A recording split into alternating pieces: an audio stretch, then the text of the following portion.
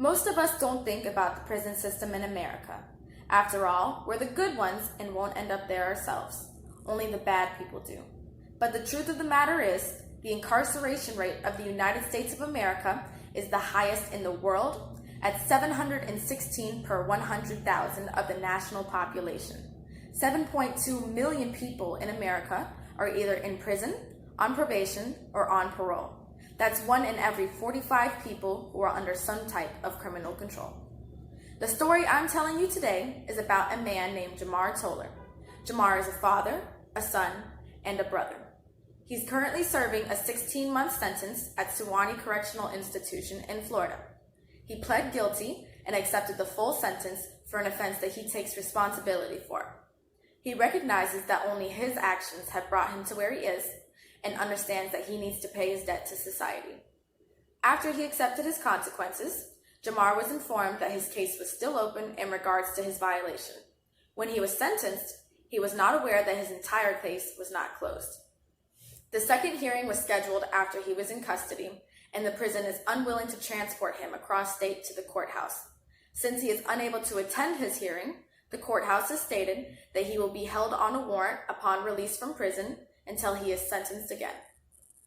They apologized for this mistake and said they aren't sure why this wasn't taken care of prior to him leaving the county. After several weeks of persistent phone calls with the courthouse, his probation officer, and the public defender's office, it was agreed that he would be sent a plea in the mail before his hearing.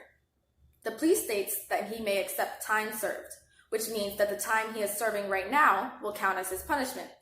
However, he must pay a probation fine of $300 within 30 days of accepting this plea.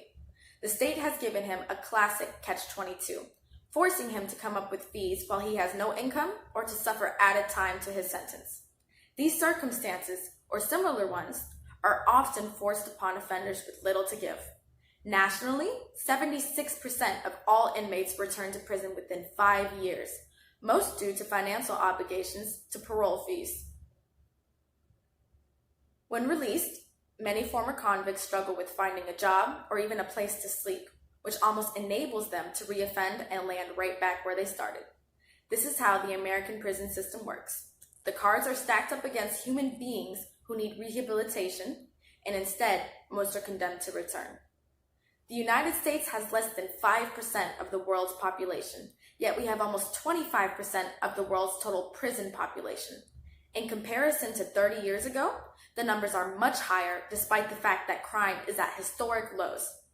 I'm starting this fundraiser because not only do I want Jamar to be able to serve his time and get back on his feet, but because I want to bring attention and raise awareness to the fact that situations even worse than this are happening all over the country to people.